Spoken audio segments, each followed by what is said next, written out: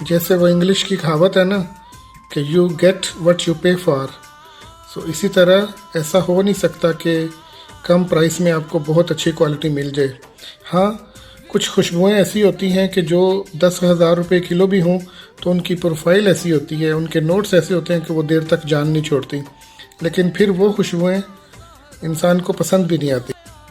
जिन fragrances की profile अच्छी और माइल्ड होती है, खूबसूरत होती है, उनमें अगर आपको अच्छी क्वालिटी चाहिए हो तो फिर आपको पैसे खर्चने पड़ेंगे। ऑफिस फॉर मैन सस्ता भी मिल जाता है, लेकिन ये तकरीबन 70-75 हज़ार का किलो बनता है। अच्छी प्राइस में ही अच्छी क्वालिटी मिलेगी। ऐसा नहीं होता कि कंपनी ने गलती से कोई चीज़ कम प्राइस में अच्छी क्वालिटी की बना दी हो, ऐसा नहीं होता। नॉर्मली जो इंग्रेडिएंट्स, जो नोट्स उसमें डाले जाते हैं वो प्राइस के अकॉर्डिंगली ही डाले जाते हैं।